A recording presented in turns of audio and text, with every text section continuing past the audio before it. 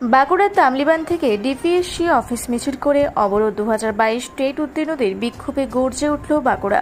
আজ বাঁকুড়া শহরের তামলিবান থেকে ডিপিএসসি অফিস পর্যন্ত মিছিল করে বিক্ষোভ দেখালেন 2022 সালের প্রাথমিক টেট উত্তীর্ণ চাকরি প্রার্থীরা। জেলা প্রাথমিক শিক্ষা সংসদে প্রবেশের মূল গেট আটকে বিক্ষোভ দেখাতে থাকে চাকরি প্রার্থীরা।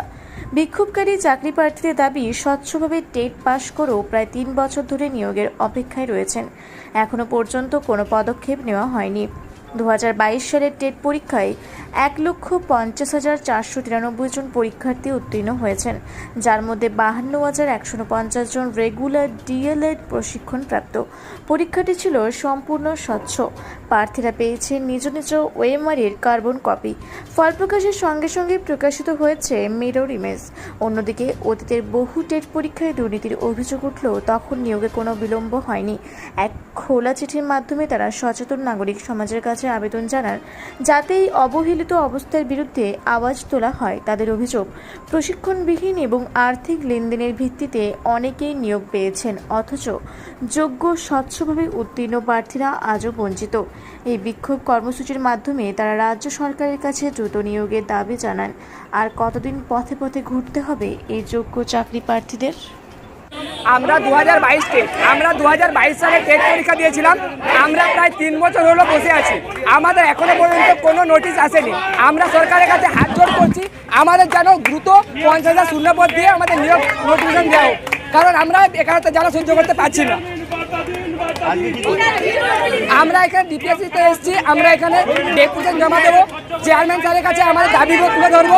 তিনি যেন দয়া করে আমাদেরকে নোটিশটা দেন, আমরা যে ইন্টারভিউ দিয়ে আমরা প্রতিষ্ঠিত হতে পারি। গাফিলতি বলতে সরকার সদিচ্ছার হবে, কারণ স্কুলে ভ্যাকেন্সি অনেক খালি আছে। সরকার যদি একটু চায়, আমাদের দিকে মুখ তুলে চায়, আমরা কিন্তু নোটিশ পেতে পারি, ইন্টারভিউ আমরা পেতে পারি।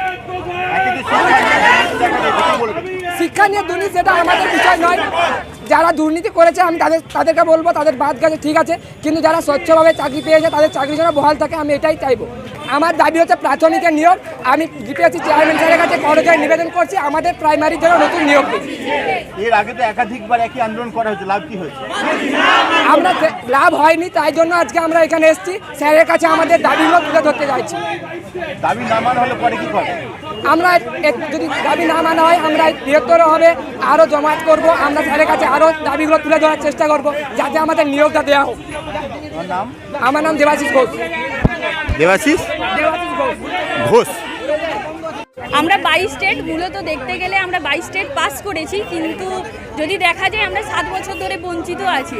মুখ্যমন্ত্রী মমতা বন্দ্যোপাধ্যায় আমাদের কথাটা একটু ভাবুক, যেহেতু আমরা এতদিন ধরে পরীক্ষায় পাস করে সমস্ত কিছু কমপ্লিট করে অপেক্ষা করে আছি।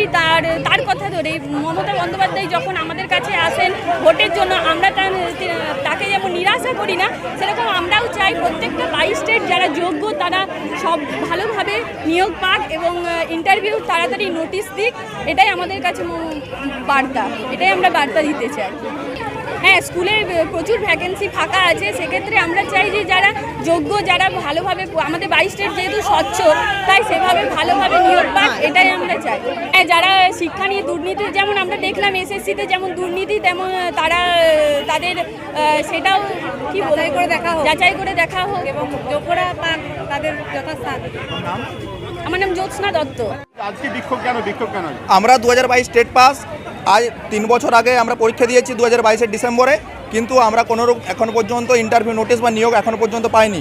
পর্ষদে বারংবার গেলে আমাদের শুধু হাতে ললিপপ ধরানো হচ্ছে, ঠিক আছে, কিন্তু বারংবার মাননীয় পর্ষদ সভাপতি বছরে 2বার নিয়োগ দেওয়ার কথা বলেছিলেন, কিন্তু এখনও পর্যন্ত কোনো নিয়োগের বার্তা আমরা আজ পর্যন্ত পাইনি। শুধু পেয়েছি অজুহাত আর শুধু পেয়েছি ললিপপ। আজকে চাইছি আমরা অতি সত্বর যে ডিপিএসসি অভিযান করেছি, সেখান থেকে অতি সত্বর শূন্যপদ পাঠিয়ে যাতে আমাদেরকে অতি সত্বর নিয়োগ দেওয়া হয়। এখন দেখুন, মাননীয় পর্ষদ সভাপতি গৌতম পাল এসেছেন, 22 স্টেট আমাদেরকে স্বচ্ছভাবে পরীক্ষা নিয়েছেন, ঠিক আছে। পরীক্ষা নেওয়ার পাশাপাশি উনি স্বচ্ছভাবে আমাদের নিয়োগ দেওয়ার জন্য আমরা দাবি জানাচ্ছি। এর আগে একাধিকবার একই আন্দোলন হয়েছে, একই আশা পাওয়া গেছে, এখন কি বলবেন? আমরা কোনোরূপ সুরাহা পাইনি। আমরা চাইছি পর্ষদ একমাত্র সরকারের যদি স্বচ্ছ ভাবমূর্তি করার একমাত্র যদি উদ্দেশ্য থাকে, একমাত্র 22 স্টেটকে নিয়োগ দেওয়া, কারণ আমাদের শুধুমাত্র ইন্টারভিউ শুধুমাত্র আর নিয়োগ বাকি আছে। কোথায় গাফিলতি হচ্ছে বলে মনে হচ্ছে? আমাদের মাননীয় মুখ্যমন্ত্রী যদি বার্তা দেন আজই আমরা ইন্টারভিউ নোটিশ পাবো, আজকে আমরা নিয়োগ পাবো। এই কোথায় এখানে রাজ্য সরকারের গাফিলতি একমাত্র। রাজ্য সরকার যদি বার্তা দেয় ঠিকমতো আমরা আজকেই নিয়োগ পাবো। এতদিন পড়ে আছেন কেন? আমরা শুধু পর্ষদে যাচ্ছি, পর্ষদে ডেপুটেশন দিচ্ছি, শুধু আমাদের অজুহাত ছাড়া এছাড়া আমরা কোনো কিছু পাচ্ছি না। কত সালে দিয়েছেন? আমরা 2022 সালে টেট পাস। তখন থেকে? হ্যাঁ, আমরা 2022 সালের ডিসেম্বরে পরীক্ষা দিয়েছি। তারপর এখনো পর্যন্ত 3 বছর, আমরা প্রায় 3 বছর বঞ্চিত। আমরা প্রায় 7 বছর ধরে বঞ্চিত, কারণ 2017 সালে 2017 সালে টেট হয়েছিল, সেই টেট নিয়োগ পেয়েছে, কিন্তু 2022 সালে তারপরে সরকার টেট নাই, কিন্তু আমরা কোনো রকম নিয়োগ পাইনি এখন পর্যন্ত। আমার নাম বিশ্বরূপ বাড়ুই।